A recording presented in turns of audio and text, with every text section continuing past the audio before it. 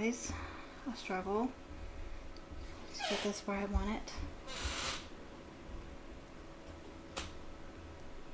Oh, right. My solution last time was to sit more this way. Okay. Oh my goodness. Yeah. So I could be more centered. Okay. Alright. Hello, fellow witches and wizards. My name is Phoenix Shinny, and welcome to the stream. Welcome to Storytime Saturday number 38. Wow. Awesome. It has been a while. A couple weeks since I did a live stream. I can't remember why. I know we had the holidays last week. I feel like something else is going on too, but I don't remember. But anyway, we are here. We are here today. Again, I apologize for the camera situation. I'm used to my camera being up here, but my camera is no longer working, so I'm using my cell phone, and I have no way to prop up my cell phone above my my monitor, so it's down here at a very unfortunate angle. But that's the way it's going to be until I can somehow get a tripod. So, yeah. But we are here. And I forget how to do this. I usually say things, introductory things. Please feel free to like the stream by clicking the like button. It's very helpful. It tells YouTube that you like the stream, and YouTube is more likely to share the stream with other people. Feel free to comment in the chat. This is live, and I discuss the book, and I'm discussing it with you, so feel free to talk back to me. Also, in the comment section, if you're watching this and it's no longer live, I read those and respond to those, so feel free to do that as well. And become a subscriber if you're not subscribed already. I finally reached my 50 subscribers. I am going to do something. I still don't know what. I haven't had a moment to even think about it, honestly. So I don't know what I'm going to do. I can't even think of what to do. If you have suggestions, let me know. Because I have no idea. I feel like I should do something, but I have no idea what that something would be. But if you're not subscribed, become a subscriber by clicking the subscribe button. Once you click that subscribe button, a notification bell icon will appear asking you if you would like to be notified when I post videos and go live. Please click all or whatever you'd like on there, so you can be notified the next time I upload and the next time I go live. I have not been going live as often lately just because of other stuff. It's the holiday season, so a lot of stuff is going on. Also, we're in the middle of a windstorm, so if you can hear that, I apologize for that. You probably can't, because my mic isn't that good, but if you can, I apologize. But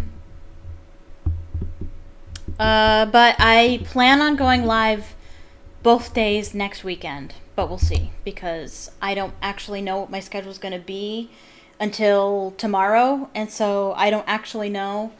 I don't know.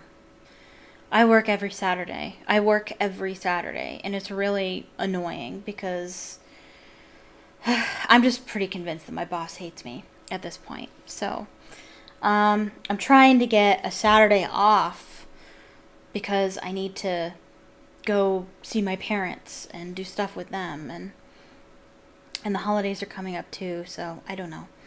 But for right now, I'm planning on live streaming on Friday and Saturday as well. I am planning on getting back to A Plague Tale Requiem on Friday and more Harry Potter and the Goblet of Fire on Saturday. If you want to know, if you want to be kept up to date on what my schedule is going to be, I do post my schedule on YouTube on that special post feature that they have. So if you have notifications on and you're a subscriber, you'll be notified when my schedule goes up. But if not, I also post it on Twitter, and you can follow me on Twitter, link in the description. Also in the description is my Patreon if you'd like to support me as a content creator. I don't have anything for this month, but I said that I wouldn't. I mean, yes, this month. It's December now. I don't have anything that I'm posting for December because I spent November doing a special event called NaNoWriMo, which is something all writers know about.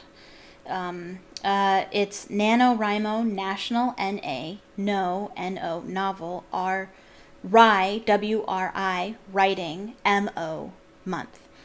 NaNoWriMo, where you spend the whole month of November for as much as you can, write as much as you can. It doesn't have to be good, just literally cough out your brains on paper or on screen or whatever. And the goal is to write 50,000 words. I never, ever reach 50,000 words. Never, ever, ever. But that's okay because it's not really about that. That's just a goal. It's not necessarily a requirement, so to speak. The whole idea is to just write. The whole idea is to just sit down and actually purposefully just get your ideas down on paper.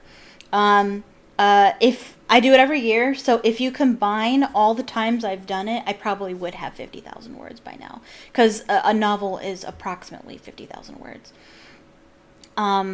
But it's my chance to work on this project that I've been working on for a while, and it's the only time of the year I get to work on it because I'm working on other things.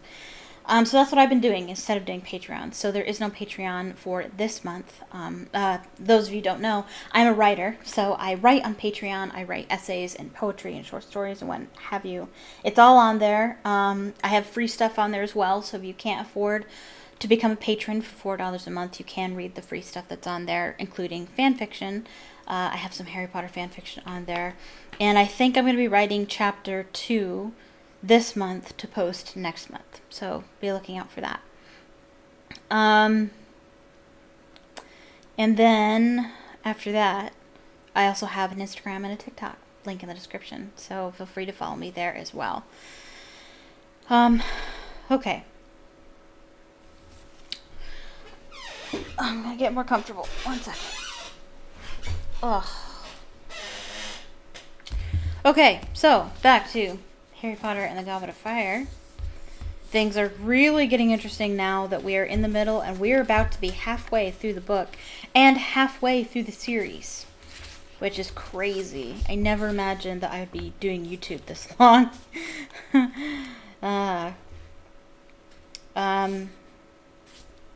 So let me do like a recap of the last 2 chapters. Today we're going to be reading chapters 19 and 20.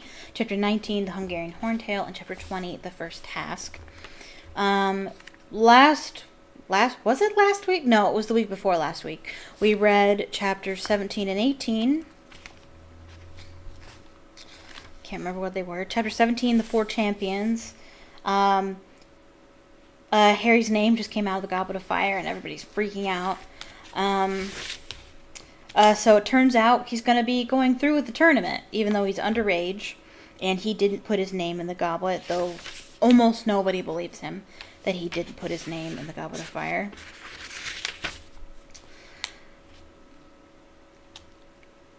Professor Moody has come to the very important conclusion that someone probably put Harry's name in the Goblet of Fire because they're hoping that he will die in the tournament. Oh yeah. Barty Crouch Jr. is not looking too great because things are happening with him. Things are happening with him at home. Spoiler alert.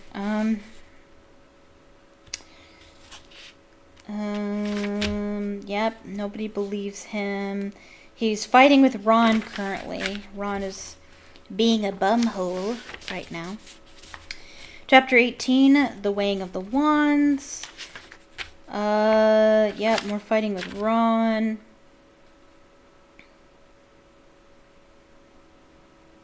Harry sends a letter to Sirius Black telling him that his name came out of the Goblet of Fire because Hermione insisted that he write to him. People are not treating Harry very well. I mean, the Gryffindors are treating him too well. They're treating him like some sort of hero, and he hates that. But then the rest of the school is treating him like he's a cheater. Harry really should get used to this because Yeah, next year's gonna be 10 times worse. At least the 6th year things start to pick back up. He becomes the favorite person again. But right now things are icky, and it's gonna be even worse next year. Right, yeah. It says the next few days were some of Harry's worst at Hogwarts, and I wrote, hate to break it to you, but it's only gonna get worse. Yeah, the Slytherins are wearing support Cedric Diggory badges that turn into Potter stinks when they press on it. That's great. And then there's a weighing of the wand ceremony where the judges and Ollivander makes sure that everybody's wand is in good working order for the tournament.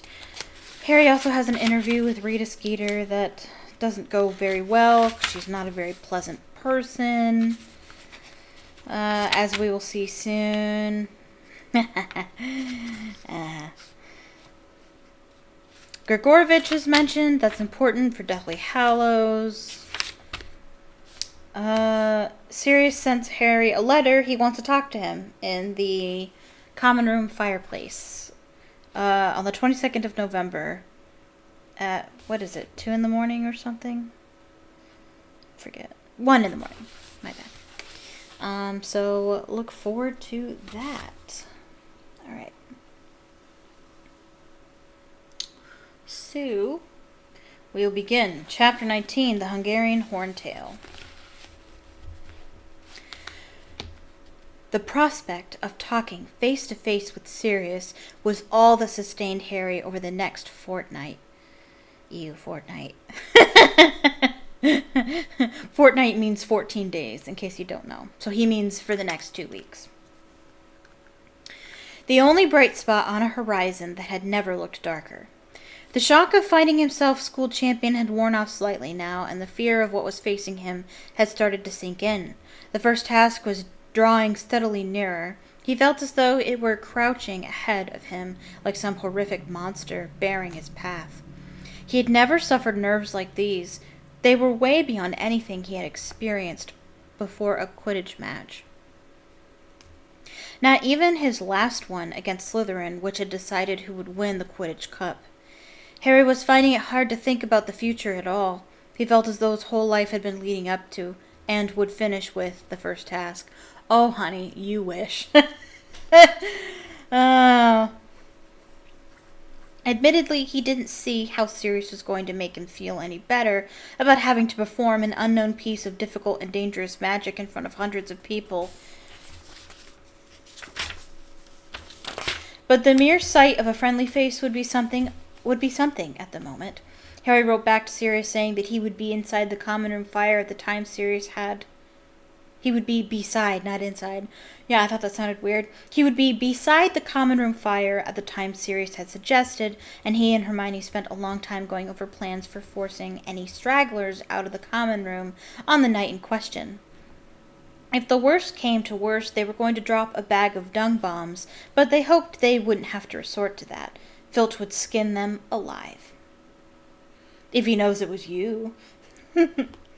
In the meantime, life became even worse for Harry within the confines of the castle, for Rita Skeeter had published her piece about the Triwizard Tournament, and it had turned out to be not so much a report on the tournament as a highly colored life story of Harry. Much of the front page had been given over to a picture of Harry. The article, continuing on pages 2, 6, and 7, had been all about Harry. The names of the Beauxbatons and Durmstrang champions, misspelled, had been squashed into the last line of the article, and Cedric hadn't been mentioned at all. Oh my god, I can't even. That's just... Oh. I'd be so angry. Not at Harry, obviously. Oh my gosh, that is just horrendous. That's disgusting. I can't even. I can't even.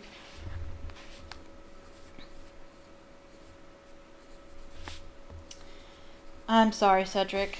She did you dirty. I can't even. To be fair, though, she does that to everybody. She does everybody dirty. She doesn't treat anybody fairly. Not a one. The article had appeared 10 days ago, and Harry still got a sick, burning feeling of shame in his stomach every time he thought about it. Rita Skeeter had reported him saying an awful lot of things he couldn't remember ever saying in his life, let alone in that broom cupboard.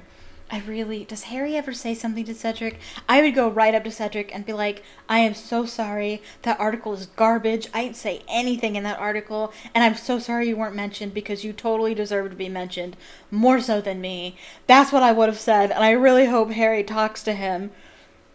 I suppose I get my strength from my parents. I know they'd be very proud of me if they could see me now. Yes, sometimes at night I still cry about them. I'm not ashamed to admit it. I know nothing will hurt me during the tournament because they're watching over me. Oh my god, this is terrible. I can't. This woman, I'm going to strangle her. And she doesn't learn her lesson either. She doesn't. She gets put in her place in the next one, but she doesn't stay there, unfortunately. And nothing bad happens to her. Come to think of it, she experiences no consequences in Deathly Hallows. Absolutely none. I am horrified. Anyway. But Rita Skeeter had gone even further than transforming his for those of you who don't know, which is something I wouldn't even know unless reading Harry Potter is what educated me on how things are done in England as far as the English language goes.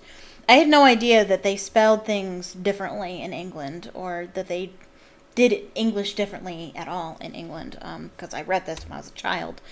But when an American writes a pause, or like when we say it's UH, but in England and other countries that use the English,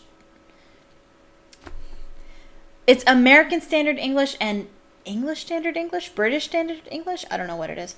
But for pauses, when they say they mean ER. And so when I read it in my American accent, it's like his ers. And it's like, that's not quite right. It's but it's spelled ER because their R's and their A's, their R sound and their A sound are very, very similar. They sound, to an American, they're indistinguishable almost, unless you're accustomed to hearing it.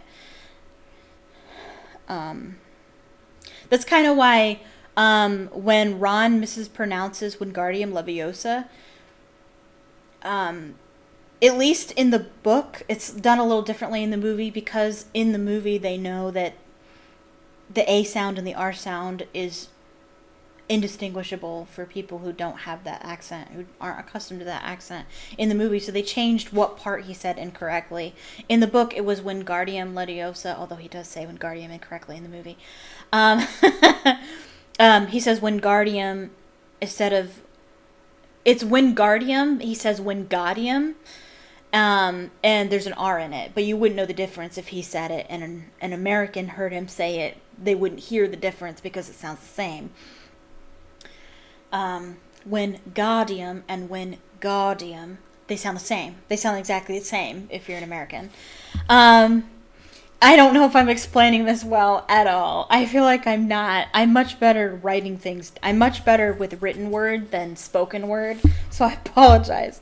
But anyway, when they say it's ER, which sounds very similar. So let me reread the sentence, but I'll say it with a British accent.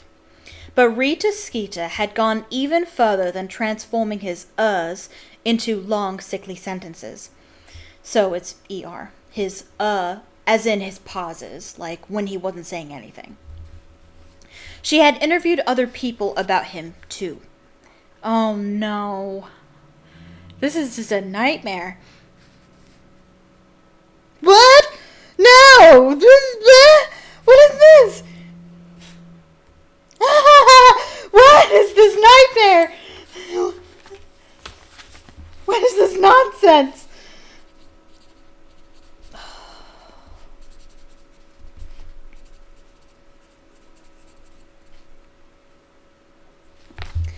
Harry has Harry has at last found love at Hogwarts. His close friend Colin Creevey, who's not his close friend, says that Harry is rarely seen out of the company of one Hermione Granger, a stunningly pretty. I think she is, but that's not how she's described in the book. But I'll say for argument's sake, I will say she is stunningly pretty because, in my opinion, she is. Muggle-born girl who, like Harry, is one of the top students in the school. If anybody who knows me, no, let's word this better. Anyone who knows me will know that I absolutely detest Harry and Hermione together romantically. I absolutely 100% detest it. Not only because it's not canon. I don't care what J.K. Rowling says. She can't retcon it now. It is not canon. But it completely disregards Ginny and her struggle with getting Harry to like her, and it just completely just throws her in the garbage, which Ginny's my favorite character, in case you don't know, in case you couldn't tell from my YouTube channel name. So I absolutely hate that pairing. So just hearing this, just reading this makes my skin crawl. Ew. Okay? Ew. Anyway. From the moment the article had appeared, Harry had had to endure people, Slytherins mainly, quoting it at him as he passed and making sneering comments. Want a hanky, Potter, in case you start crying in Transfiguration? Since when have you been one of the top students in the school, Potter? Or is this a school you and Longbottom have set up together? Okay, fair. Who's talking to him? Oh! Hey, Harry. Yeah, that's right. Harry found himself shouting as he wheeled around in the corridor, having had just about enough. I've just been crying my eyes out over my dead mum, and I'm just off to do a bit more. No, it was... You dropped your quill. It was Cho. Harry felt the color rising in his face. It's okay. We don't like her anyway.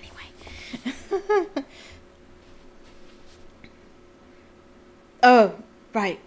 Sorry, he muttered, taking the quill back. Good luck on Tuesday, she said. I really hope you do well. Tuesday? That's really close. They barely gave him any time at all. Which left Harry feeling extremely stupid. Hermione had come in for her fair share of unpleasantness, too. But she hadn't yet started yelling at innocent bystanders. In fact, Harry was full of admiration for the way she was handling the situation. To be fair, well, I don't want to say. I mean, Harry's had to deal with this kind of stuff pretty much all his life, but I feel like Hermione has too, in a way. Maybe not quite to the same extent. Stunningly pretty. Huh? Pansy Parkinson had shrieked the first time she had come face to face with Hermione after Rita's article had appeared. What was she judging against? A chipmunk? Ignore it, Hermione said in a dignified voice, holding her head in the air and stalking past the sniggering Slytherin girls as though she couldn't hear them. Just ignore it, Harry. But Harry couldn't ignore it. Ron hadn't spoken to him at all since he had told him about Snape's detentions. Harry had half hoped they would make things up during the 2 hours they were forced to pickle rats' brains in Snape's dungeon, but that had been the day Rita's article had appeared, which seemed to have confirmed Ron's belief that Harry was really enjoying all the attention. As if Ron doesn't know that Rita Skeeter writes garbage. She did it about his own dad. She did it about his own dad earlier. Hermione was furious with the pair of them. She went from one to the other, trying to force them to talk to each other, but Harry was adamant. He would talk to Ron again only if Ron admitted that Harry hadn't put his name in the Goblet of Fire and apologized for calling him a liar. I didn't start this, Harry said stubbornly. It's his problem. You miss him, Hermione said impatiently, and I know he misses you.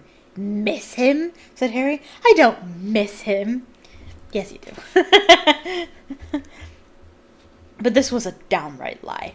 Harry liked Hermione very much, but she just wasn't the same as Ron. There was much less laughter and a lot more hanging around in the library when Hermione was your best friend. Harry still hadn't mastered summoning charms. He seemed to have developed something of a block about them, and Hermione insisted that learning the theory would help. They consequently spent a lot of time poring over books during their lunchtimes. Well, that spell is extremely useful. Like, if you think about all the spells they use, that one is probably one of the most frequently used ones. Victor Crumb was in the library an awful lot too. Wink wonk, wink wonk. And Harry wondered what he was up to. Well, about that. Was he studying? Oh, he's studying, all right. And was he looking for things to help him through the first task? Hermione often complained about Crumb being there. Not that he ever... When did Crumb encounter Hermione at all? He might have just... Did he even just look at her? Or... I don't know. Why does Crumb all of a sudden have feelings for Hermione? It's not like they had an encounter at all. I don't know.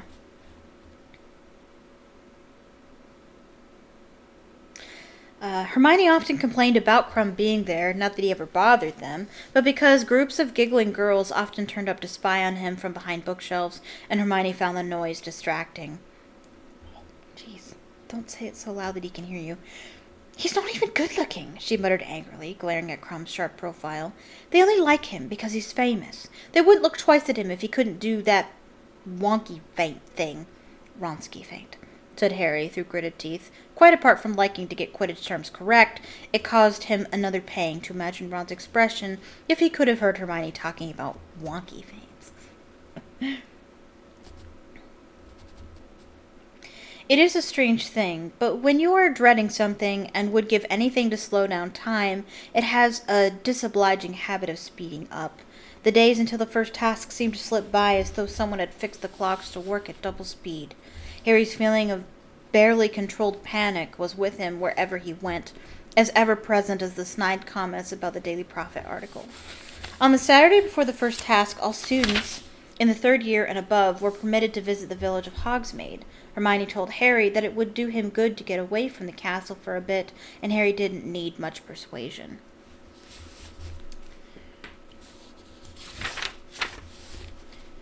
What about Ron, though? He said. Don't you want to go with him? Oh, well, Hermione went slightly pink. I thought we might meet up with him in the Three Broomsticks. No, said Harry flatly. Oh, Harry, this is so stupid.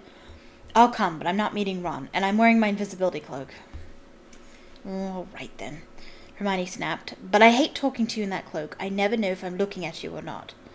So Harry put on his invisibility cloak in the dormitory, went back downstairs, and together he and Hermione set off for Hogsmeade. Harry felt wonderfully free under the cloak. He watched other students walking past them as they entered the village, most of them sporting Support Cedric Diggory badges, but no horrible remarks came his way for a change, and nobody was quoting that stupid article. People keep looking at me now, said Hermione grumpily as they came out of Honeyduke's sweet shop later, eating large cream-filled chocolates. They think I'm talking to myself. Don't move your lips so much, then. Come on, please just take off your cloak for a bit. No one's going to bother you here. Oh, yeah? Said Harry. Look behind you. Rita Skeeter and her photographer friend had just emerged from the Three Broomsticks pub, talking in low voices. They passed right by Hermione without looking at her. Harry backed into the wall of Honeydukes to stop Rita Skeeter from hitting him with her crocodile skin handbag. When they were gone, Harry said, She's staying in the village. I bet she's coming to watch the first task. As he said it, his stomach flooded with a wave of molten panic. He didn't mention this. He and Hermione hadn't discussed what was coming in the first task much. He had the feeling she didn't want to think about it.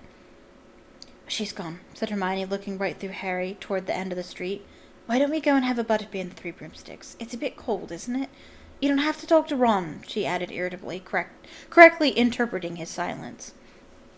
The Three Broomsticks was packed, mainly with Hogwarts students enjoying their free afternoon, but also with a variety of magical people Harry rarely saw anywhere else. Harry supposed that as Hogsmeade was the only all-wizard village in Britain... Wait a minute. Hold on.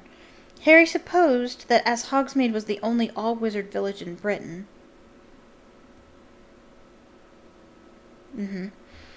It was a bit of a haven. Wait, really?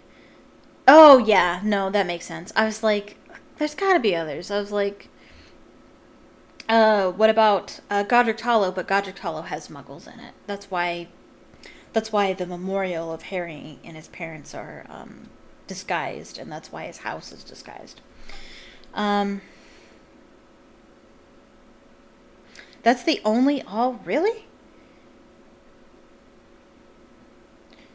Yeah, I guess Diagon Alley doesn't count as a village. Huh.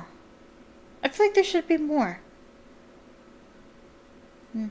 And it was a bit of a haven for creatures like hags who were not as adept as wizards at disguising themselves. It was very hard to move through crowds in the invisibility cloak in case you accidentally trod on someone, which tended to lead to awkward questions.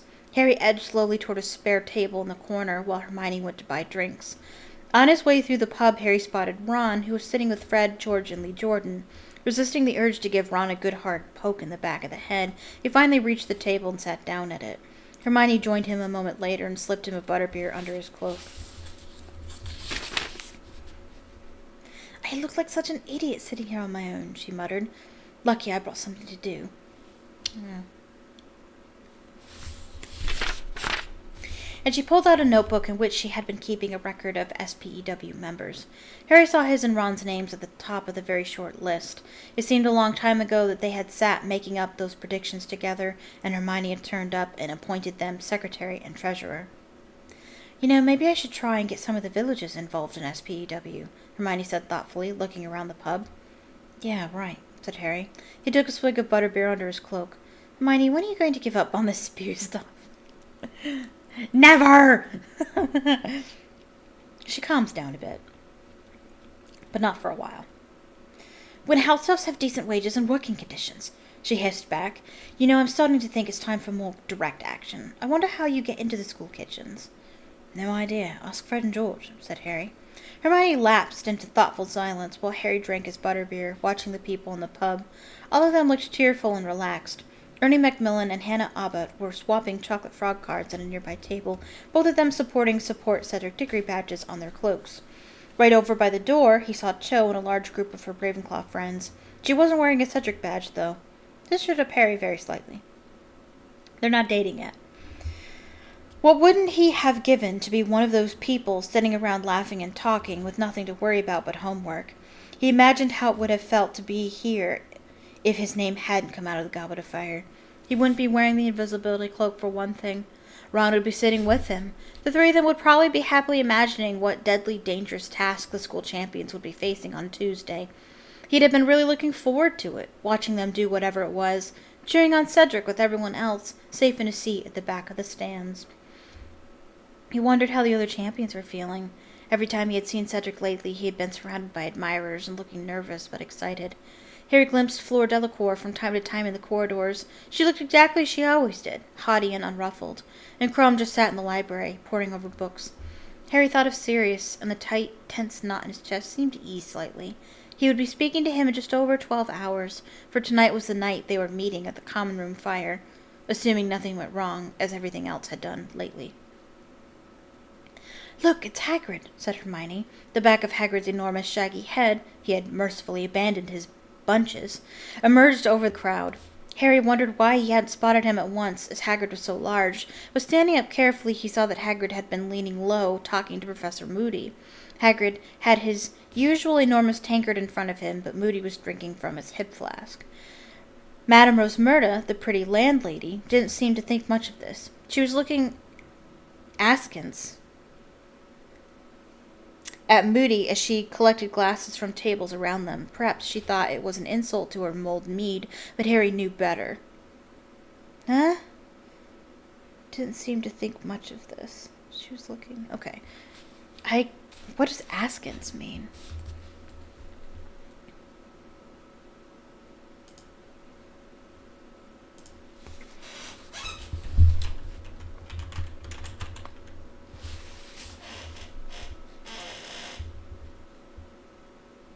With an attitude or look of suspicion or disapproval.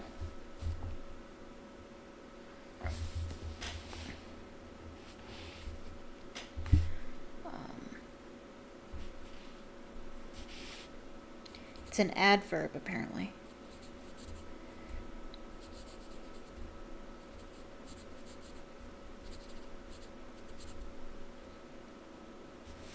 Hopefully I can read that next time I read this.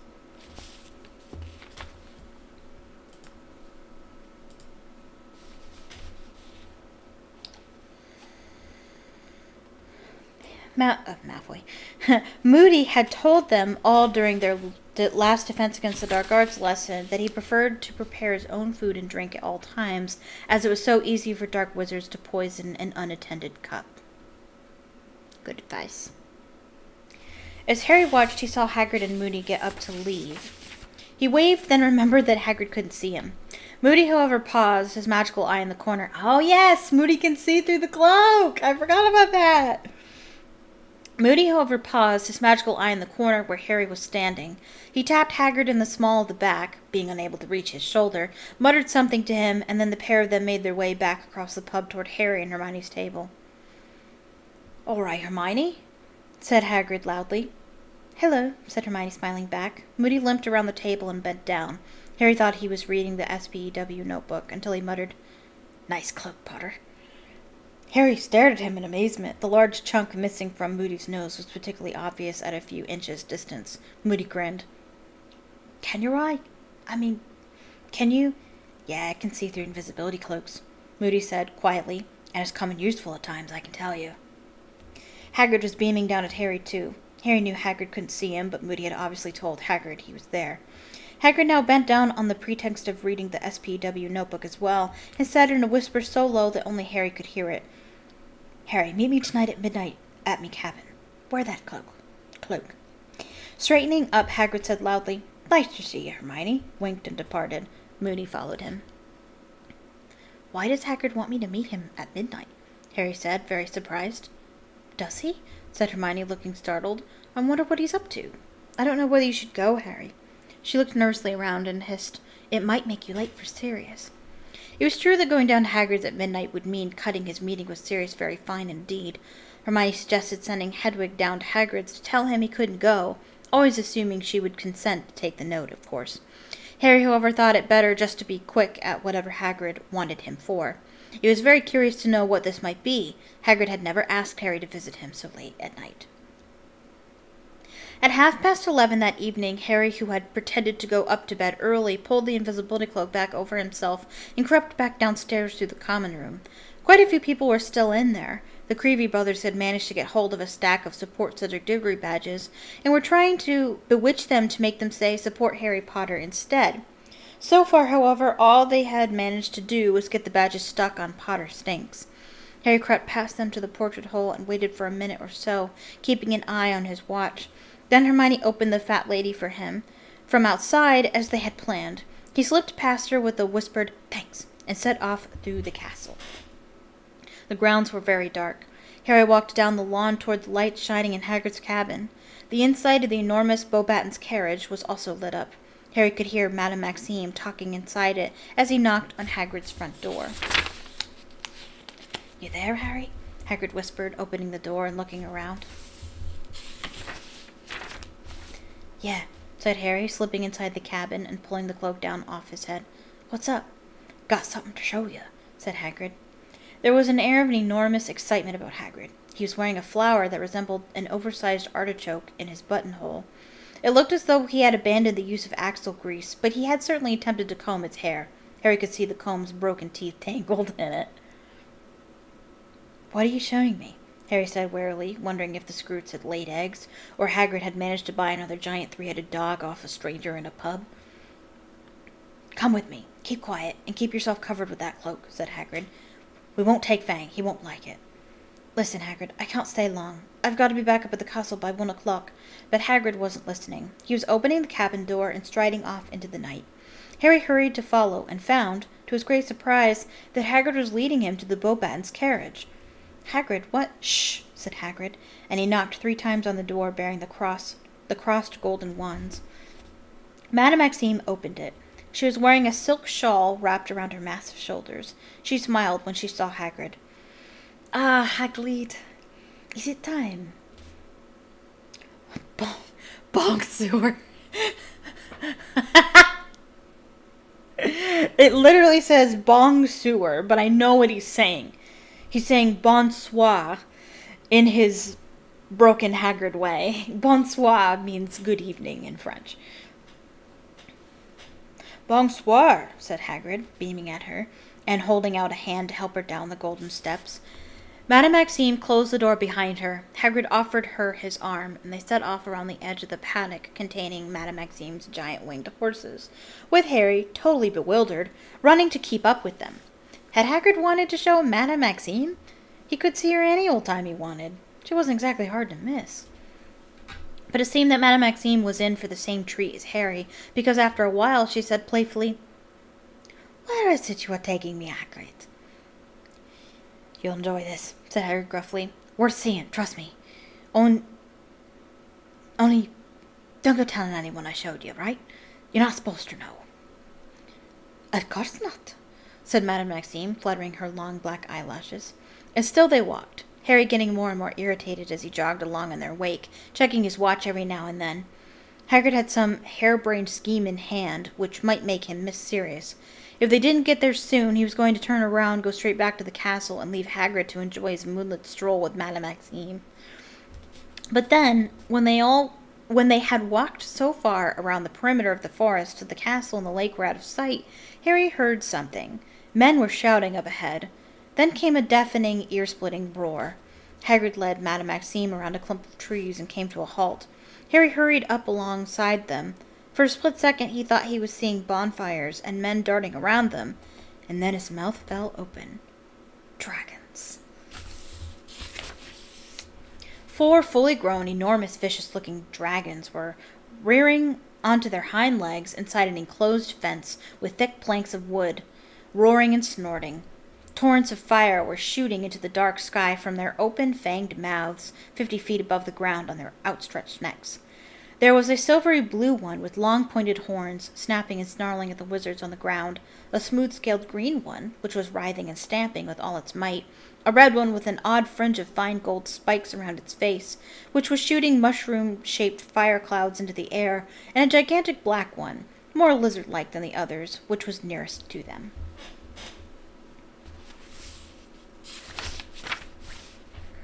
At least 30 wizards, 7 or 8 to each dragon, were attempting to control them, pulling on the chains connected to heavy leather straps around their necks and legs.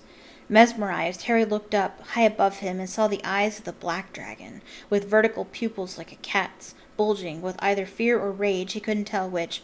It was making a horrible noise, a yowling, screeching scream. "Keep back there, Hagrid!" yelled the wizard near the fence, straining on the chain he was holding. "They can shoot fire at a range of 20 feet, you know. I've seen this Horntail do 40. "Isn't it beautiful?" said Hagrid softly. "It's no good," yelled another wizard. "Stunning spells on the count of 3. Harry saw each of the dragon keepers pull out his wand.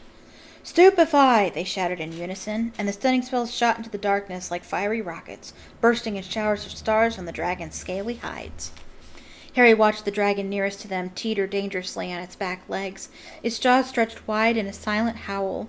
Its nostrils were suddenly devoid of flame, though still smoking. Then, very slowly, it fell. Several tons of sinewy, scaly black dragon hit the ground with a thud that Harry could have sworn made the trees behind him quake.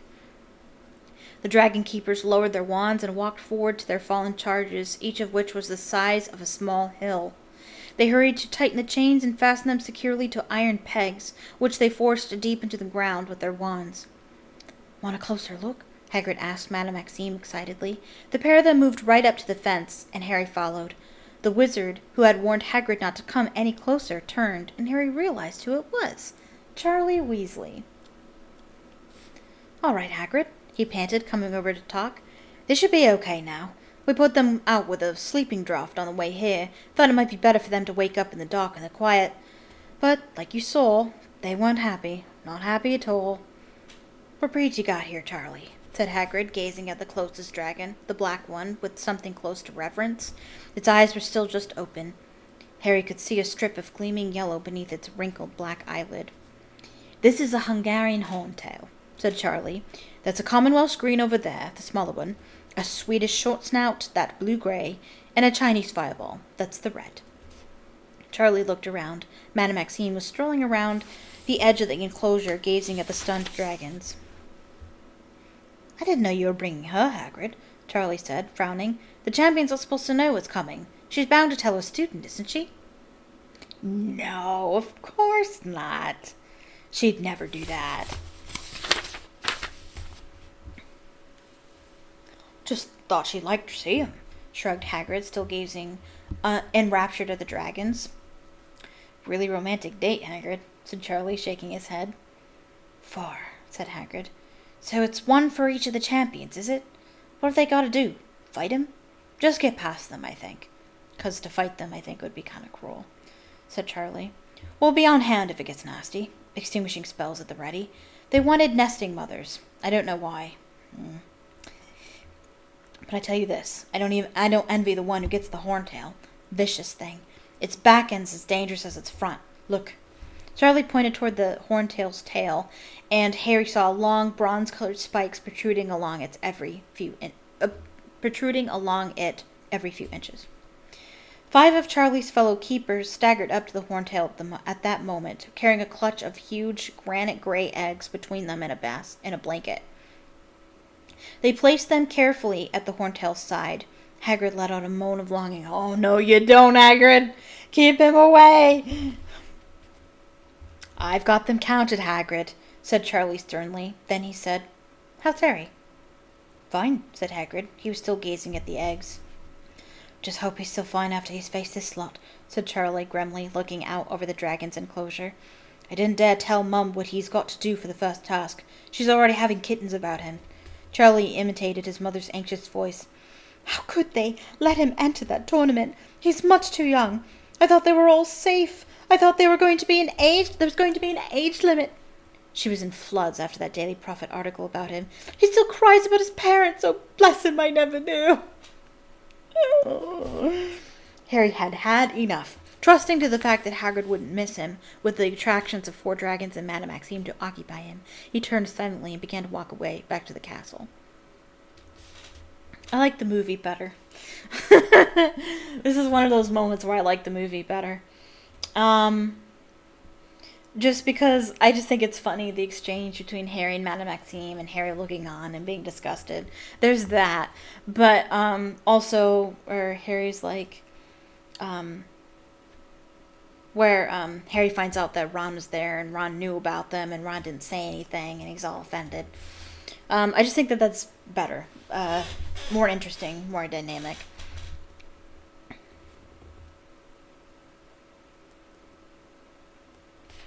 Oh yeah, I forgot about this.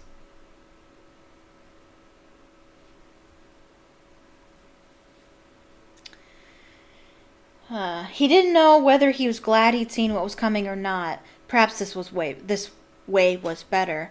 The first shock was over now. Maybe if he'd seen the dragons for the first time on Tuesday, he would have passed out cold in front of the whole school. But maybe he would anyway. He was going to be armed with his wand, which just now felt like nothing more than a narrow strip of wood, against a 50-foot-high, scaly, spike-ridden, fire-breathing dragon. And he had to get past it, with everyone watching. How? Harry sped up, skirting the edge of the forest. He had just under 15 minutes to get back to the fireside and talk to Sirius, and he couldn't remember ever wanting to talk to someone more than he did right now.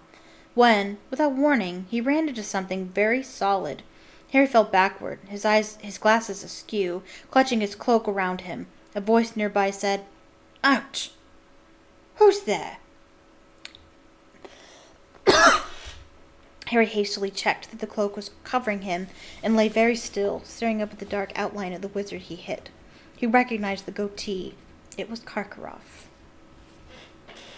Who's there? Said Karkaroff again, very suspiciously, looking around at the darkness. Harry remained still and silent. After a minute or so, Karkaroff seemed to decide that he had hit some sort of animal. He was looking around at waist height, as though expecting to see a dog. Then he crept back under the cover of the trees and started to edge forward toward the place where the dragons were.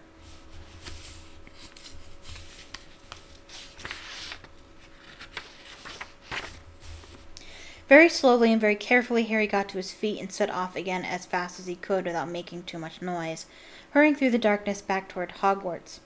He had no doubt whatsoever what Karkaroff was up to. He had sneaked off his ship to try and find out what the first task was going to be. He might even have spotted Hagrid and Madame Maxime heading off around the forest together. They were hardly difficult to spot at a distance, and now all Karkaroff had to do was follow the sounds of voices, and he, like Madame Maxime, would know what was in store for the champions.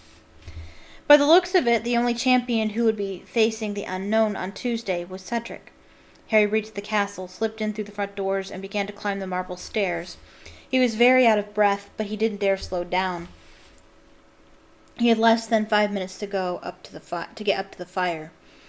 "Balderdash!" he gasped at the fat lady who was snoozing in her frame in front of the portrait hole. "If you say so," she muttered sleepily without opening her eyes, and the portrait swung forward to admit him. Harry climbed inside. The common room was deserted, and, judging by the fact that it smelled quite normal, Hermione had not needed to set off any dung bombs to ensure that he and Sirius got privacy. Harry pulled off the invisibility cloak and threw himself into an armchair in front of the fire. The room was in semi-darkness. The flames were the only source of light. Nearby on a table, the support Cedric Diggory badges the Creevies had been trying to improve were glinting in the firelight. They now read, "Potter really stinks." Harry looked back into the flames and jumped. Sirius's head was sitting in the fire. If Harry hadn't seen Mr. Diggory do exactly this back in the Weasley's kitchen, it would have scared him out of his wits. Instead, his face breaking into the first smile he had worn for days, he scrambled out of his chair and crouched down by the hearth and said, "Sirius, how are you doing?" Sirius looked different from Harry's memory of him. When they had said goodbye, Sirius's face had been gaunt and sunken, surrounded by a quantity of long black matted hair, but the hair was short and clean now. "Really?" Sirius's hair's always long in the movies, so I always imagined him that way. Sirius's face was fuller, and he looked younger, much more like the only photograph Harry had of him, which had been taken at the Potters' wedding. "Never mind me, how are you?" said Sirius, seriously. For a second, Harry tried to say, "Fine," but he couldn't do it. Before he could stop himself, he was talking more than he'd talked in days, about how no one believed he hadn't entered the tournament of his own free will, how Rita Skeeter had lied about him in the Daily Prophet, how he couldn't walk down a corridor without being sneered at, and about Ron not believing him, Ron's jealousy. "And now Hagrid's just shown me what's coming in the first task, and it's Dragon Sirius, and I'm a goner," he finished desperately. Sirius looked at him, eyes full of concern, eyes that had not yet lost the look that Azkaban had given them, that deadened, haunted look. He had let Harry talk himself into silence without interruption, but now he said, "Dragons we can deal with, Harry, but we'll get to that in a minute. I haven't got long here. I've broken into a wizarding house to use the fire, but they could be back at any time. There are things I need to warn you about now. There are things I need to warn you about."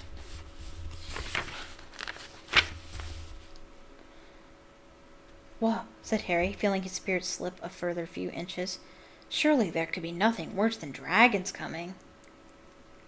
"Well, yeah." "Cockcroft," said Sirius. "Harry, he was a Death Eater. You know what Death Eaters are, don't you?" "Yes, What?" "He was caught. He was in Azkaban with me, but he got released. I'd bet anything that's why Dumbledore wanted an aura at Hogwarts this year, to keep an eye on him. Moody caught Cockcroft, put him in Azkaban in the first place." "Cockcroft got released?" Harry said slowly. His brain seemed to be struggling to absorb yet another piece of shocking information. "Why did they release him?" "He did a deal with the Ministry of Magic," said Sirius bitterly. "He said he'd seen the error of his ways, and then he named names. He put a load of other people in Azkaban in his place. He's not very popular in there, I can tell you. And since he got out, from what I can tell, he's been teaching the dark arts to every student who passes through that school of his. So watch out for the Durmstrang champion as well." "Okay," said Harry slowly. "But are you saying Cockcroft put my name in the goblet? Because if he did, he's a really good actor. He seemed furious about it. He wanted to stop me from competing." "We know he's a good actor," said Sirius, "because he convinced the Ministry of Magic to set him free, didn't he?" "Now, I've been keeping an eye on the Daily Prophet, Harry. You and the rest of the world," said Harry bitterly, "and reading between the lines of that Skeeter woman. Skeeter Woman's article last month. Moody was attacked the night before he started at Hogwarts.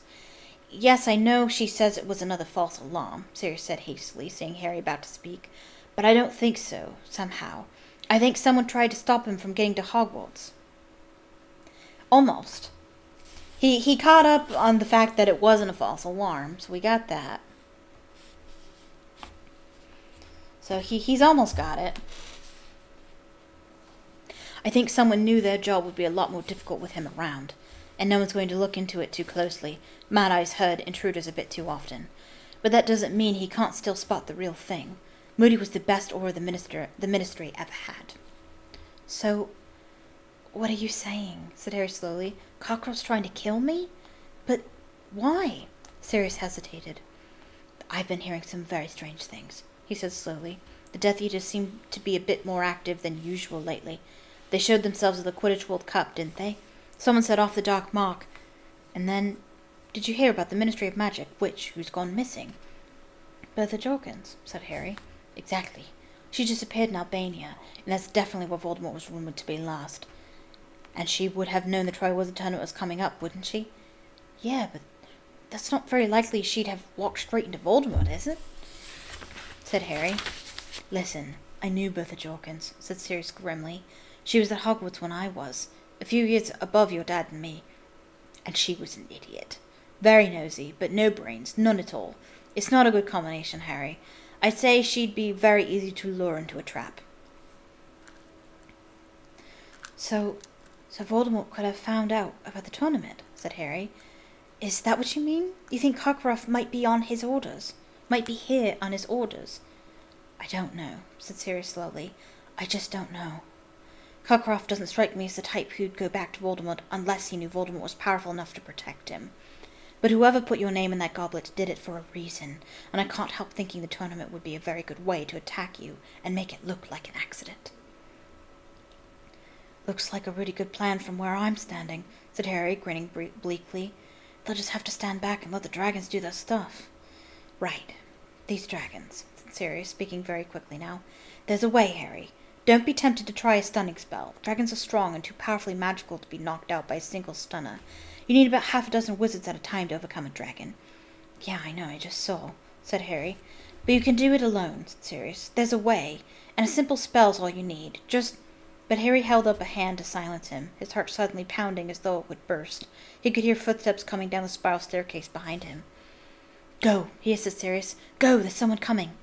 Harry scrambled to his feet, hiding the fire. If someone saw Sirius's face within the walls of Hogwarts, they would raise an almighty uproar. The Ministry would get dragged in. Harry, would be questioned about Sirius's whereabouts. Harry heard a tiny pop in the fire behind him, and knew Sirius had gone. He watched the bottom of the spiral staircase, who had decided to go for a stroll at 1 o'clock in the morning and stopped Sirius from telling him how to get past a dragon. It was Ron. Dressed in his maroon paisley pajamas, Ron stopped dead, facing Harry across the room, and looked around. Who are you talking to? He said. What's that got to do with you? Harry snarled. What are you doing down here at this time of night? I just wondered where you... Ron broke off, shrugging. Nothing. I'm going back to bed. Just thought you'd come nosing around, did you? Harry shouted. He knew that Ron had no idea what he'd walked in on, knew he hadn't done it on purpose, but he didn't care. At this moment he hated everything about Ron, right down to that several inches of bare ankles showing beneath his pajama trousers. Sorry about that, said Ron, his face reddening with anger. Should have realized you didn't want to be disturbed. I'll let you get on with practicing for your next interview in peace. Harry seized one of the Potter Really Stinks badges off the table and chucked it, as hard as he could, across the room. It hit Ron on the forehead and bounced off. There you go, Harry said. Something for you to wear on Tuesday. You might even have a scar now if you're lucky. That's what you want, isn't it? He strode across the room toward the stairs. He half expected Ron to stop him. He would even have liked Ron to throw a punch at him, but Ron just stood there in his two small pajamas, and Harry, having stormed upstairs, lay awake in bed fuming for a long time afterward, and didn't hear him come up to bed. I think he was coming to apologize. Harry! Harry! Oh well. He will. He'll come around. Alright, but that is the end of chapter 19, and we will read chapter 20 after this short intermission. and we will be reading the first task.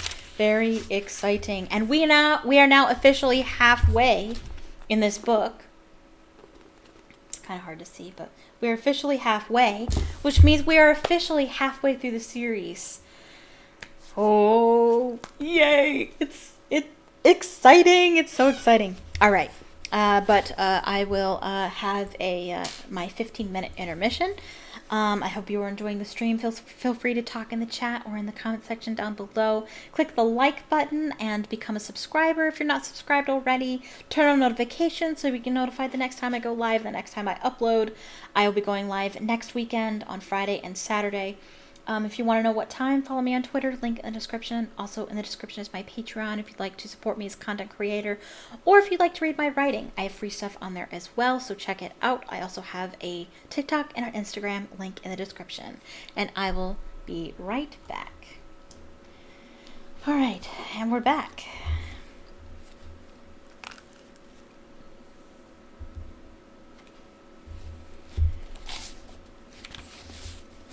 All right, Chapter 20, the first task. Harry got up on Sunday morning and dressed so inattentively that it was a while before he realized he was trying to pull his hat onto his foot instead of his sock.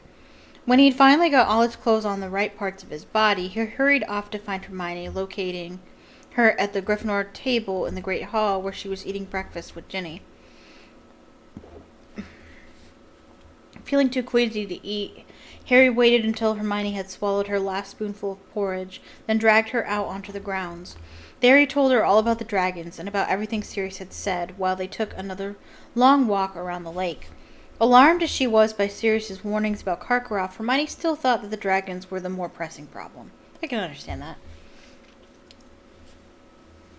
"Let's just try and keep you alive until Tuesday evening," she said desperately, "and then we can worry about Karkaroff." They walked 3 times around the lake, trying all the way to think of a simple spell that would subdue a dragon. Nothing whatsoever occurred to them, so they retired to the library instead. Here Harry pulled down every book he could find on dragons, and both of them set to work searching through the large pile.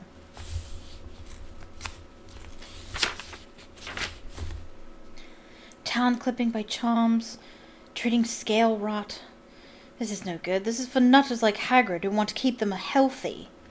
Dragons are extremely difficult to slay, owing to the ancient magic that imbues their thick hides, which none but the most powerful spells can penetrate.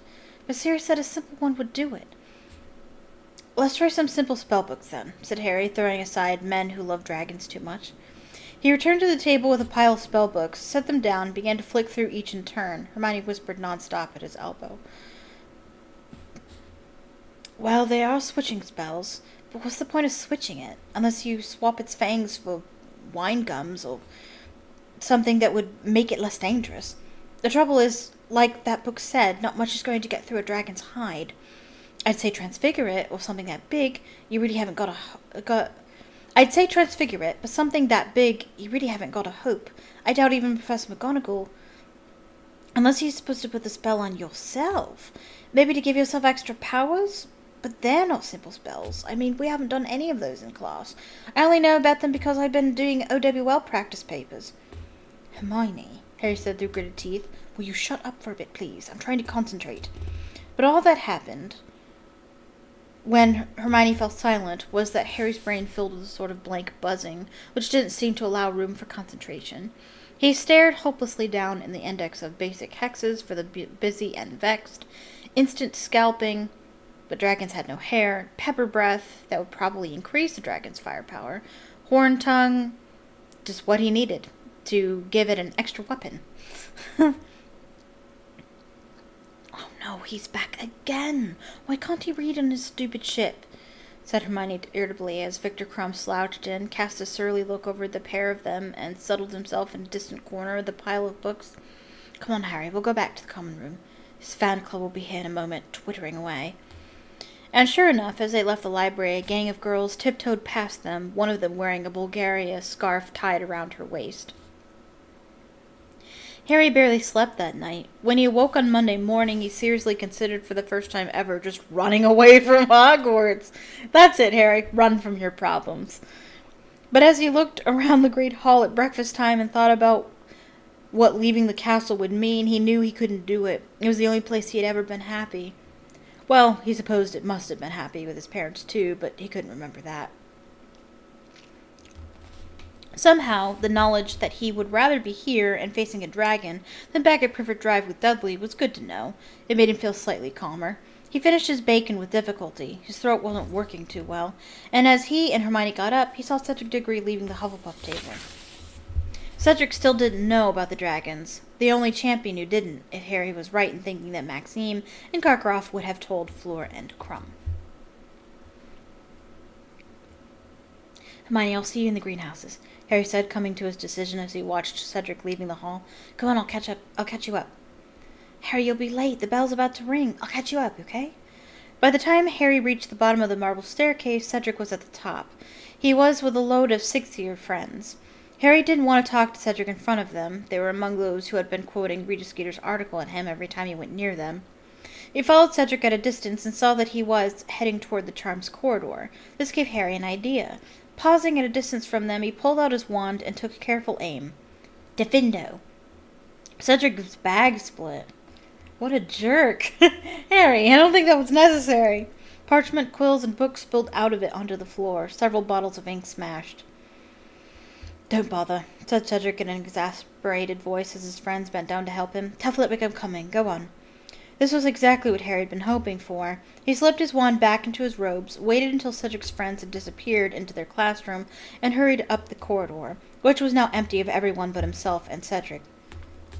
Hi, said Cedric, picking up a copy of a guide to advanced transfiguration that was now splattered with ink. My bag just split. Brand new and all. Cedric, said Harry, the first task is dragons. No introduction or whatever, just straight to the point with it. What? Said Cedric, looking up. Dragons, said Harry, speaking quietly in case Professor Flitwick came out to see where Cedric had got to. They've got 4, 1 for each of us, and we've got to get past them. Cedric stared at him. Harry saw some of the panic he'd been feeling since Saturday night flickering in Cedric's grey eyes. Are you sure? Cedric said in a hushed voice. Dead sure, said Harry. I've seen them. How did you find out? When was I supposed to know? Never mind, said Harry quickly. He knew Hagrid would be in trouble if he'd told the truth. But I'm not the only one who knows. Fleur and Crumb will know by now.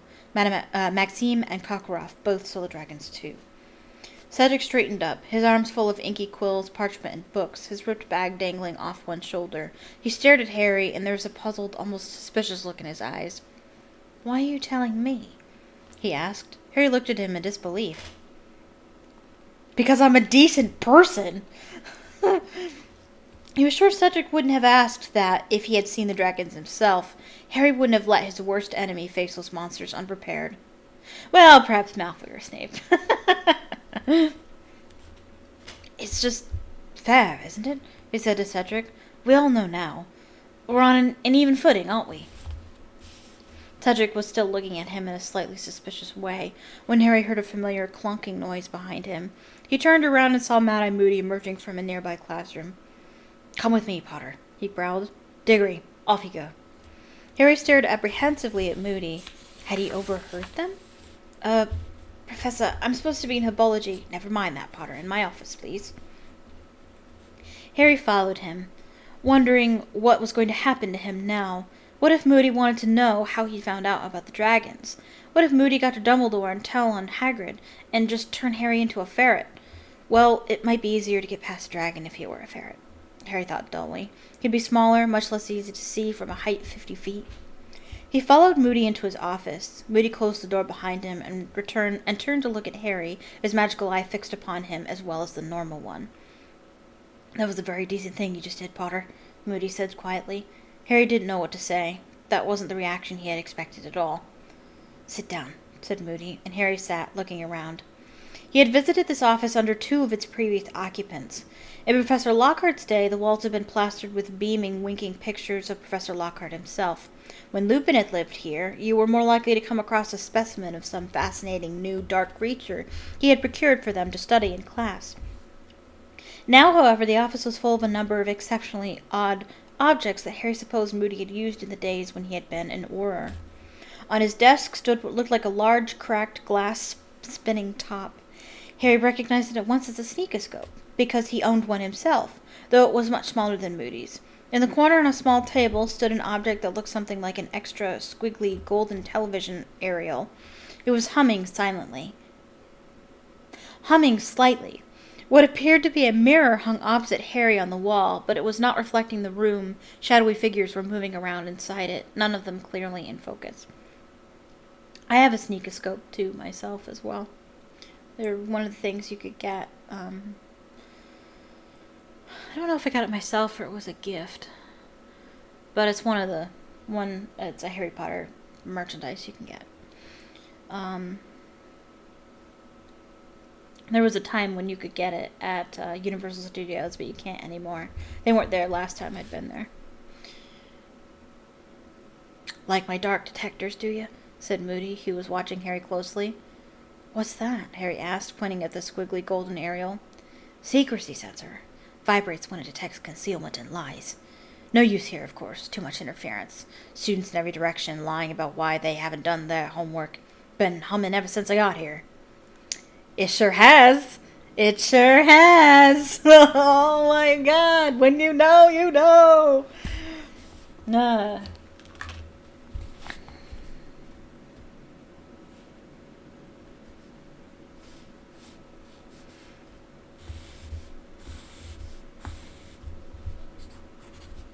I had to disable my sneakoscope because it wouldn't stop whistling. I'm sure it hasn't. It's extra sensitive. Picks up stuff about a mile around. Of course, it could be picking up more than kid stuff. He added in a growl. And what's the mirror for? Oh, that's my faux glass. See them out there, skulking around? I'm not really in trouble until I see the whites of their eyes. That's when I open my trunk. Oh, the movie is so good! The movie's just really good because you can actually hear Moody inside the trunk. Won't bother you telling you what's in there. You wouldn't believe me if I did. It's so good. You can actually see this trunk if you go to Diagon Alley in Universal Studios. They actually don't just have Diagon Alley, they also have Nocturne Alley. And you can go into Borgin and Burke's. It's actually like a gift shop. And they have a replica of this trunk, and it jiggles. And I'm just like, that's so cool! It's really cool. You should go see it if you have a chance. He let out a short, harsh laugh and pointed to the large trunk under the window. It had 7 keyholes in a row. Harry wondered what was in there, until Moody's next question brought him sharply back to earth. I think I said something about the trunk, too, when I was there. I said something to the shopkeeper. I said, what's in there? Or something like that. So, found out about the dragons, have you? Harry hesitated. He'd been afraid of this. But he hadn't told Cedric, and he certainly wasn't going to tell Moody that Hagrid had broken the rules. It's all right, said Moody, sitting down and stretching out his wooden leg with a groan. Cheating's a traditional part of the Triwizard Tournament, and always has been.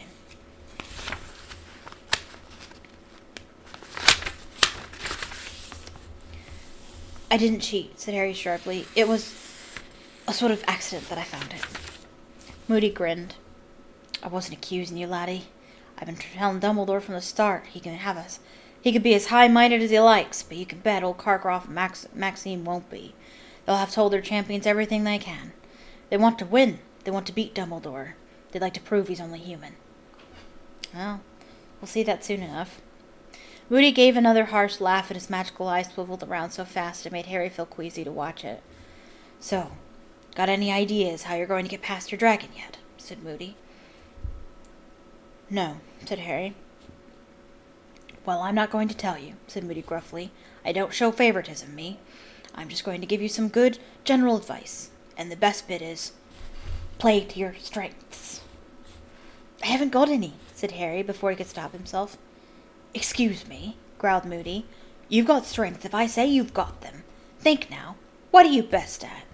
Harry tried to concentrate. What was he best at? Well, that was easy, really. Quidditch, he said dully, and a fat lot of help. That's right, said Moody, staring at him very hard, his magical eye barely moving at all. You're a damn good flyer, from what I've heard. Yeah, but Harry stared at him. I'm not allowed a broom. I've only got my wand. My second piece of general advice, said Moody loudly, interrupting him, is to use a nice, simple spell that will enable you to get what you need.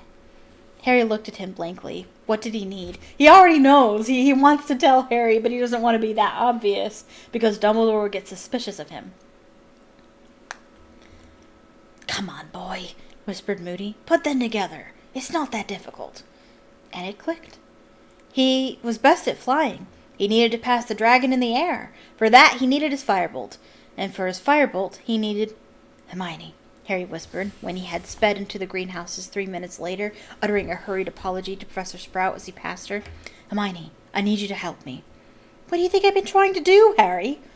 She whispered back, her eyes round with anxiety over the top of the quivering flutterby bush she was pruning. Hermione, I need to learn how to do a summoning charm properly by tomorrow afternoon. No pressure. No pressure. And so they practiced. They didn't have lunch, but headed for a free classroom, where Harry tried with all his might to make various objects fly across the room toward him. He was still having problems. The books and quills kept losing heart halfway across the room and dropping like stones to the floor. What I find is really helpful with magic is concentration, and you have to really want it too. Like, I think it's more complicated than that, but really needing something to happen. You often find in stories like this, when they really need a spell, a particular spell to work, it usually does. If you're in a desperate life or death situation especially, the spell will often work because you really need it to. Concentrate, Harry, concentrate. What do you think I'm trying to do? Said Harry angrily. A great big dragon keeps popping up in my head for some reason. Okay, try again. He wanted to skip divination to keep practicing, but Hermione refused point blank to skive off arithmancy, and there was no point in staying without her. He therefore had to endure over an hour of Professor Trelawney, who spent half the lesson telling everyone that the position of Mars was with relation to Saturn at the moment meant that people born in July were in great danger of sudden violent deaths. Well, that's good, said Harry loudly, his temper getting the better of him, just as long as it's not drawn out. I don't want to suffer. Ron looked for a moment as though he was going to laugh. He certainly caught Harry's eye for the first time in days, but Harry was still feeling too resentful toward Ron to care. He spent the rest of the lesson trying to attract small objects toward him under the table with his wand. He managed to make a fly zoom straight into his hand, though he wasn't entirely sure that was his prowess at summoning charms. Perhaps the fly was just stupid.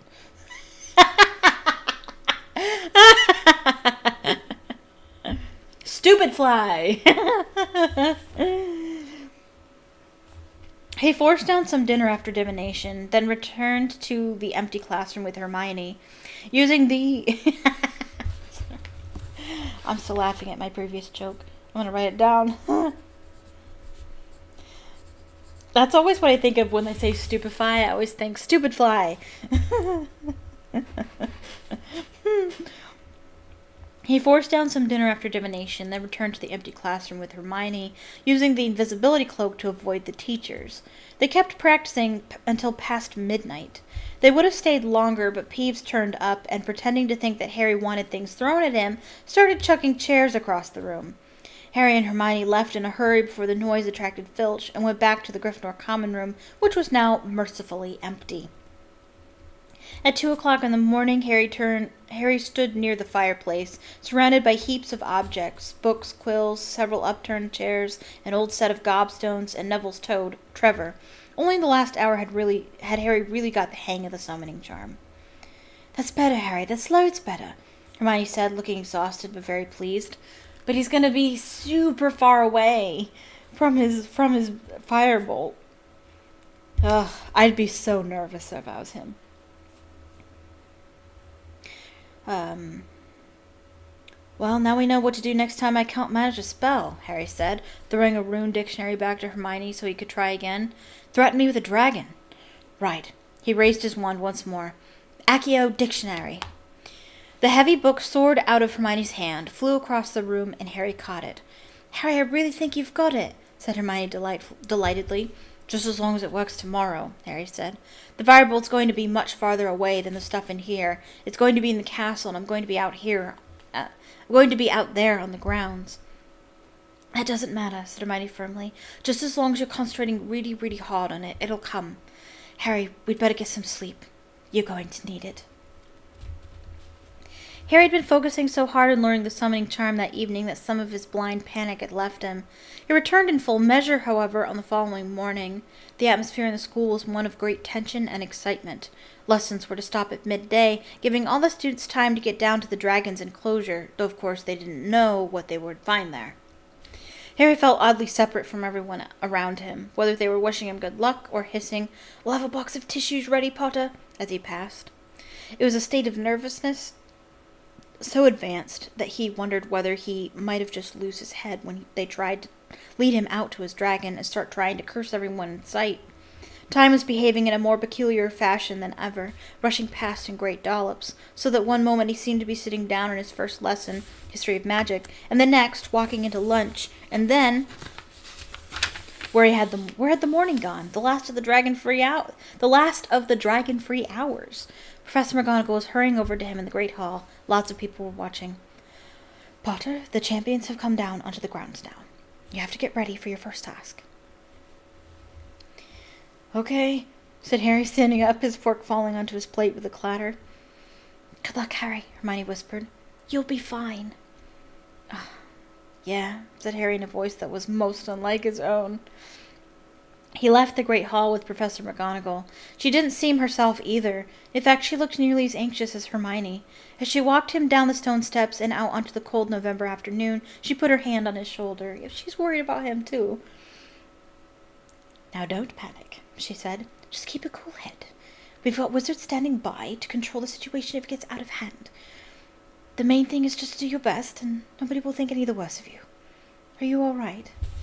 Oh, no, I want to go home.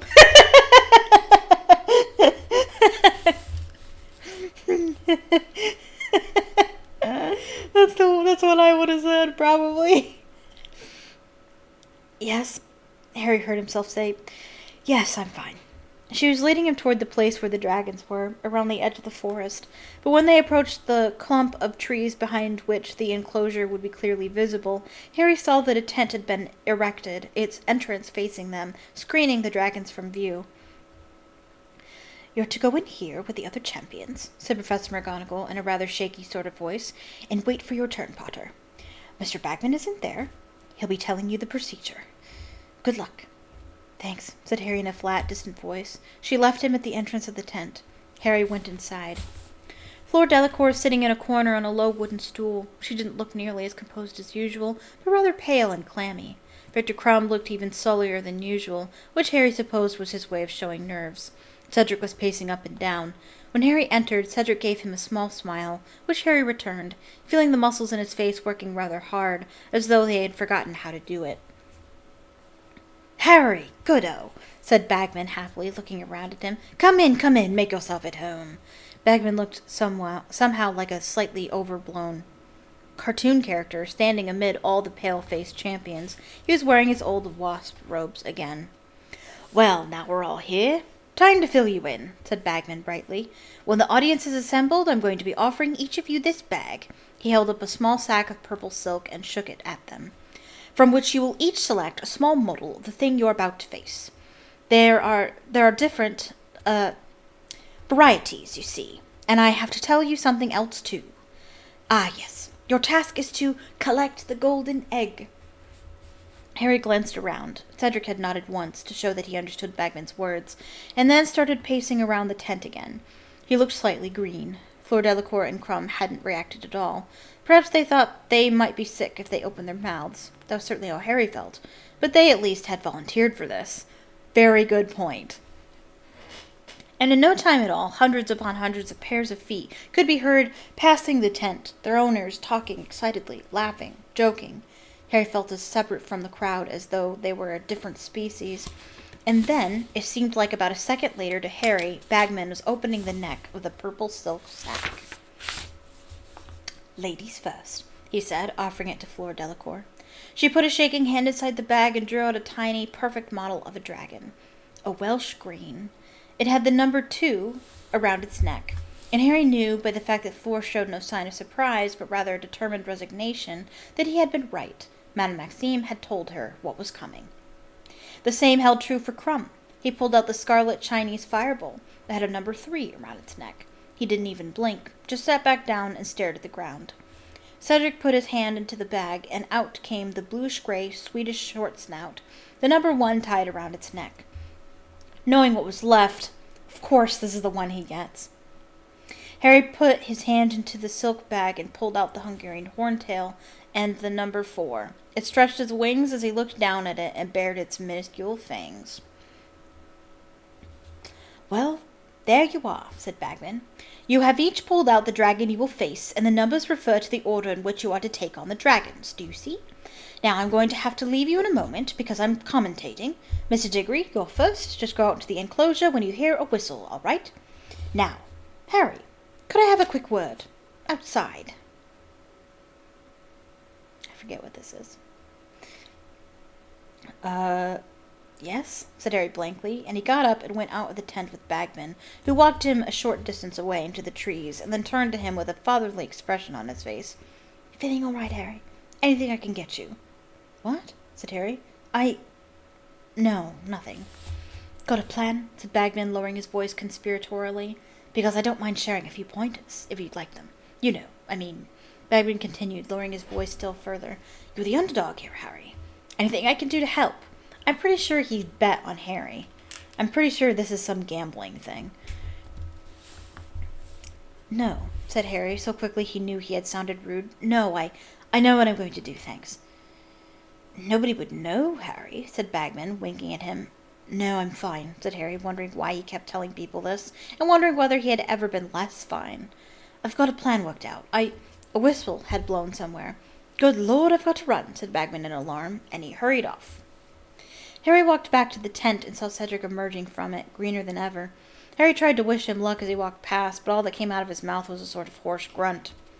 Harry went back inside to Flora and Crumb. Seconds later, they heard the roar of the crowd, which meant Cedric had entered the enclosure and was now face to face with the living counterpart of his model. It was worse than Harry could ever have imagined, sitting there and listening. The crowd screamed, yelled, gasped like a single many-headed entity, as Cedric did whatever he was doing to get past the Swedish short snout. Crumb was still staring at the ground. Flora had now taken to retracing Cedric's steps around and around the tent, and Bagman's commentary made everything much, much worse. Horrible pictures formed in Harry's mind as he heard, "Ooh, narrow miss there, very narrow. He's taking risks, this one. Clever move. Pity it didn't work." And then, after about 15 minutes, Harry heard the deafening roar that could mean only one thing. Cedric had gotten past his dragon and captured the golden egg. "Very good indeed," Bagman was shouting. "And now the marks from the judges." But he didn't shout out the marks. Harry supposed the judges were holding them up and showing them to the crowd. "1 down, 3 to go," Bagman yelled as the whistle blew again. "Miss Delacour, if you please." Flora was trembling from head to foot. Harry felt more warmly toward her than he had done so far, as she left the tent with her head held high and her hand clutching her wand. He and Crumb were left alone, at opposite sides of the tent, avoiding each other's gaze. The same process started again. "Oh, I'm not sure that was wise," they could hear Bagman shouting gleefully. "Oh, nearly. Careful now. Good Lord, I thought she'd had it then." 10 minutes later, Harry heard the crowd erupt into applause once more. Flora must have been successful, too. A pause while Flora's marks were being shown, more clapping, then, for the 3rd time, the whistle. "And here comes Mr. Crumb," cried Bagman, and Crumb slouched out, leaving Harry quite alone. He felt much more aware of his body than usual, very aware of the way his heart was pumping fast, and his fingers tingling with fear. Yet, at the same time, he seemed to be outside himself. seeing the walls of the tent and hearing the crowd as though from far away. "Very daring," Bagman was yelling, and Harry heard the Chinese fireball emit a horrible roaring shriek, while the crowd drew its collective breath. "That's some nerve he's showing. And, yes, he's got the egg." Applause shattered at the wintry air like breaking glass. Crumb had finished. It would be Harry's turn any moment. He stood up, noticing dimly that his legs seemed to be made of marshmallow. He waited, and then he heard the whistle blow. He walked out through the entrance of the tent, the panic rising into a crescendo inside him, and now he was walking past the trees, through a gap in the enclosure fence. He saw everything in front of him as though it was a very highly colored dream. There were hundreds and hundreds of faces staring down at him from stands that had been magicked there since he'd last stood on this spot. And there was the Horntail at the other end of the enclosure, crouched low over her clutch of eggs, her wings half furled, her evil yellow eyes upon him, a monstrous scaly black lizard, thrashing her spiked tail, leaving yard-long gouge marks in the hard ground. The crowd was making a great deal of noise, but whether friendly or not, Harry didn't know or care. It was time to do what he had to do, to focus his mind entirely and absolutely upon the thing that was his only chance. He raised his wand. "Accio Firebolt!" he shouted. Harry waited, every fiber of him hoping, praying. If it hadn't worked, if it wasn't coming. He seemed to be looking at everything around him through some sort of shimmering, transparent barrier, like a heat haze, which made the enclosure and the hundreds of faces around him swim strangely.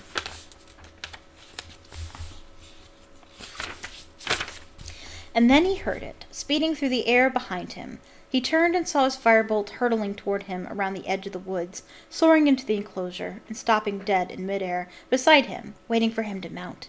The crowd was making even more noise. Bagman was shouting something, but Harry's ears were not working properly anymore. Listening wasn't important. He swung his leg over the broom and kicked off from the ground, and a second later, something miraculous happened. As he soared upward, as the wind rushed through his hair, as the crowd's faces became more flesh-colored pinpricks below, and the Horntail shrank to the size of a dog, he realized that he had left not only the ground behind, but also his fear. He was back where he belonged. Yeah! Woohoo! This was just another Quidditch match, that was all. Just another Quidditch match, and that Horntail was just another ugly opposing team. He looked down at the clutch of eggs and spotted the gold one, gleaming against its cement-colored fellows, residing safely between the dragon's front legs. Okay, Harry told himself.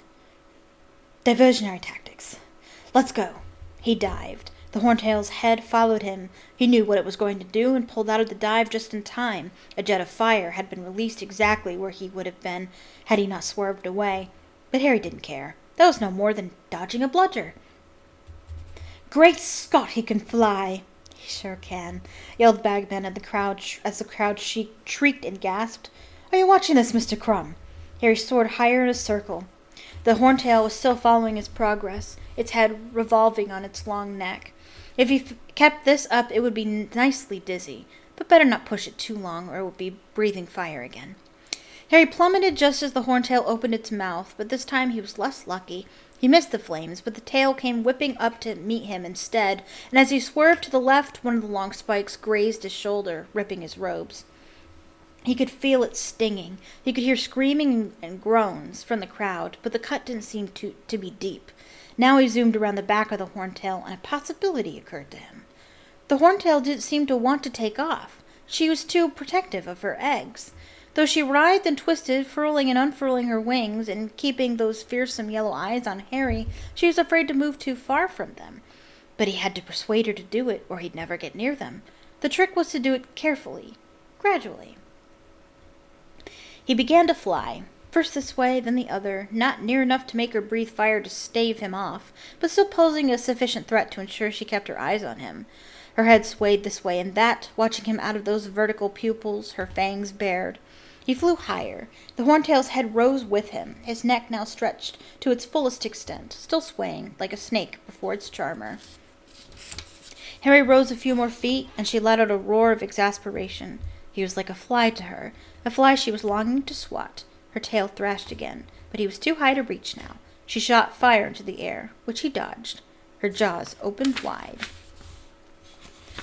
"Come on, Harry hissed, swerving tantalizingly above her. Come on, come and get me. Up you get now. And then she reared, spreading her great black leathery wings at last, as wide as those of a small airplane, and Harry dived. Before the dragon knew what he had done, or where he had disappeared to, he was speeding toward the ground as fast as he could go, toward the eggs now unprotected by her clawed front legs. He had taken his hands off his firebolt. He had seized the golden egg. And with a huge spurt of speed, he was off. He was soaring out over the stands, the heavy egg safely under his uninjured arm, and it was as though somebody had just turned the volume back up. For the first time he became properly aware of the noise of the crowd, which was screaming and applauding as loudly as the Irish supporters at the World Cup. "Look at that!" Bagman was yelling. "Will you look at that? Our youngest champion is quickest to get his egg. Well, this is going to shorten the odds on Mr. Potter." Harry saw the dragon keepers rushing forward to subdue the Horntail, and over at the entrance to the enclosure, Professor McGonagall, Professor Moody, and Hagrid hurrying to meet him, all of them waving him toward them, their smiles evident even from this distance. He flew back over the stands, the noise of the crowd pounding his eardrums, and came in smoothly to land, his heart lighter than it had been in weeks. He had got through the first task. He had survived. "That was excellent, Potter," cried Professor McGonagall as he got off the firebolt, which from her was extravagant praise. He noticed that her hands shook as she pointed at his shoulder. "You'll need to see Madame Pomfrey before the judges give out your score. Over there, she'd have to mop up Diggory already." "You did it, Harry," said Hagrid hoarsely. "You did it. And against the Horntail and all. And you know Charlie said that was the worst." "Thanks, Hagrid," said Harry loudly so that Hagrid wouldn't blunder on and reveal they had shown Harry the dragons beforehand. Professor Moody looked very pleased, too. His magical eye was dancing in its socket. "Nice and easy does the trick, Potter," he growled. "Right then, Potter, the first aid tent, please," said Professor McGonagall. Harry walked out of the enclosure, still panting, and saw Madame Pomfrey standing at the mouth of the second tent, looking worried. "Dragons," she said in a disgusted tone, pulling Harry inside. The tent was divided into cubicles. He could make out Cedric's shadow through the canvas, but Cedric didn't seem to be badly injured. He was sitting up, at least. Madame Pomfrey examined Harry's shoulder, talking furiously all the while. "Last year, Dementors. This year, dragons. What are they going to bring into this school next? You're very lucky. This is quite shallow. It'll need cleaning before I heal it up, though." She cleaned the cut with a dab of some purple liquid that smoked and stung, but then poked his shoulder with her wand, and he felt it heal instantly. "Now, let's sit quietly for a minute. Sit, and then you can go and get your scroll." She bustled out of the tent, and he heard her go next door and say, "How does it feel now, Diggory?" Harry didn't want to sit still. He was still full of adrenaline. He got to his feet, wanting to see what was going on outside, but before he'd reached the mouth of the tent, two people had come darting inside, Hermione, followed closely by Ron. "Harry, you were brilliant," Hermione said squeakily. There were fingernail bleh. Let me just start over there. "Harry, you were brilliant," Hermione said squeakily. There were fingernail marks on her face where she had been clutching it in fear. "You were amazing, you really were." But Harry was looking at Ron, who was very white and staring at Harry as though he were a ghost. "Harry," he said very seriously, "whoever put your name in that goblet, I reckon they're trying to do you in." "Yeah." It was as though the last few weeks had never happened, as though Harry were meeting Ron for the first time right after he'd been made champion. "Caught on, have you?" said Harry coldly. "Took you long enough." Hermione stood nervously between them, looking from one to the other. Ron opened his mouth uncertainly. Harry knew Ron was about to apologize, and suddenly he found he didn't need to hear it. "It's okay," he said, before Ron could get the words out. "Forget it." "No," said Ron. "I shouldn't have—" "Forget it," Harry said. Ron grinned nervously at him, and Harry grinned back. Hermione burst into tears. "There's nothing to cry about," Harry told her, bewildered. "You two are so stupid," she shouted, stamping her foot on the ground, tears splashing down her front. Then, before either of them could stop her, she had given both of them a hug and dashed away, now positively howling. "Because she understands that Harry could have died. She gets the gravity of the situation, whereas they don't." "Barking mad," said Ron, shaking his head. "Harry, come on. They'll be putting up your scrolls." Picking up the golden egg and his firebolt, feeling more elated than he would have believed possible an hour ago, Harry ducked out of the tent, Ron by his side, talking fast. You were the best, you know. No competition. Cedric did this weird thing where you transfigured a rock on the ground, turned it into a dog. He was trying to make the dragon go for the dog instead of him. Well, it was a pretty cool bit of transfiguration, and it sort of worked, because he did get the egg, but he got burned as well.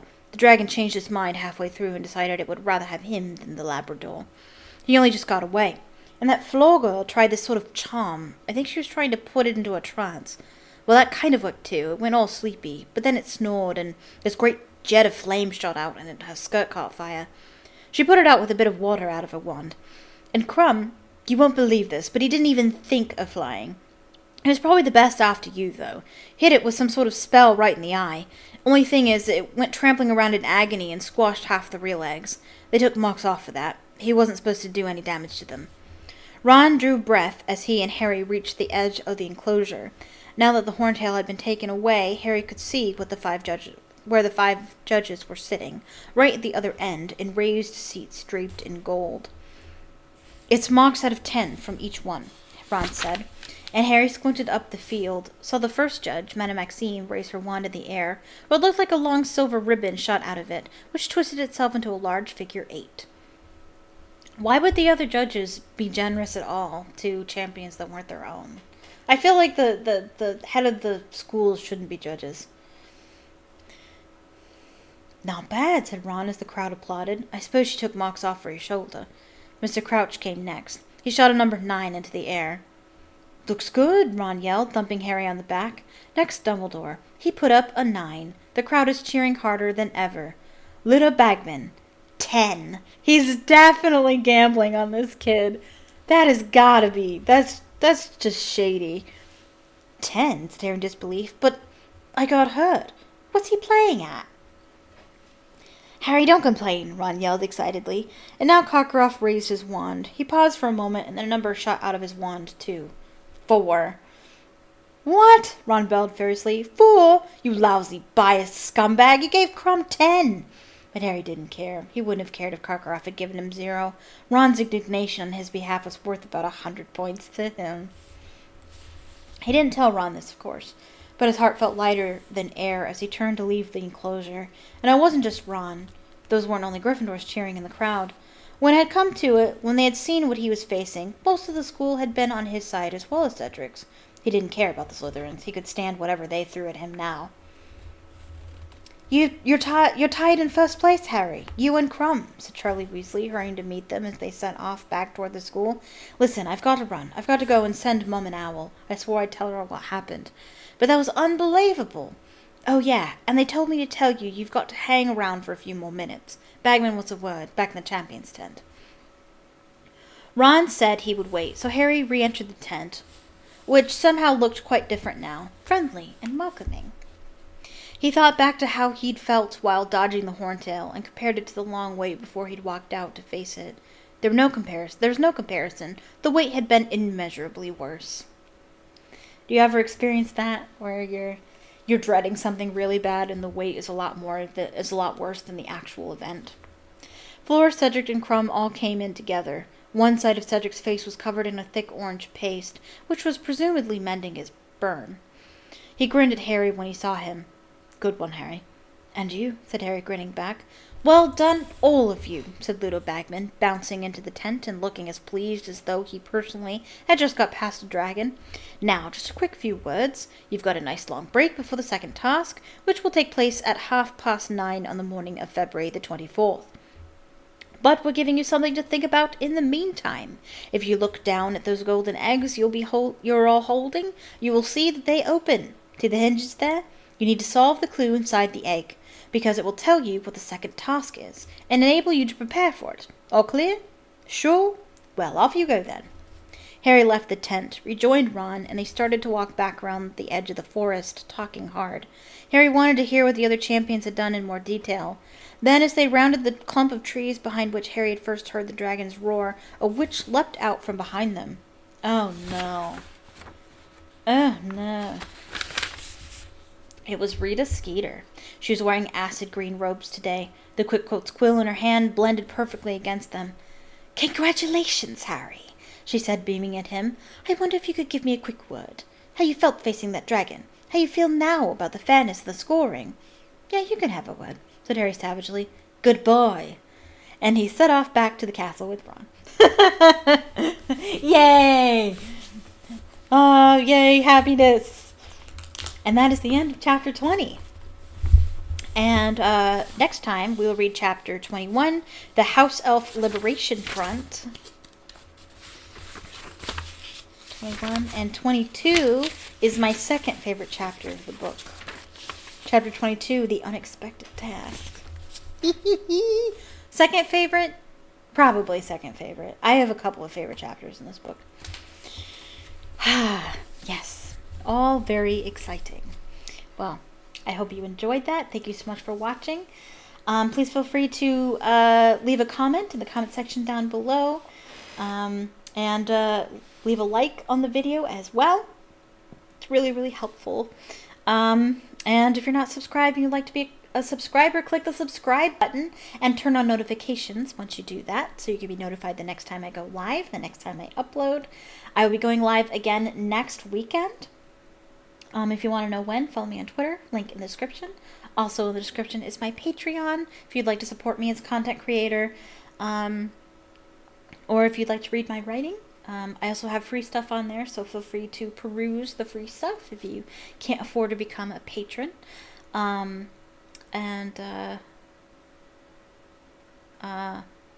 I have writing on there. I don't know if I mentioned. I know I mentioned that earlier. I don't think I mentioned that just now. In case you weren't there when I mentioned it. I'm a writer, so I have writing pieces on there that you can read, and some are free. And I also have a TikTok and an Instagram. Link in the description. So thank you so much for watching, and I hope you have a magical evening. Bye-bye!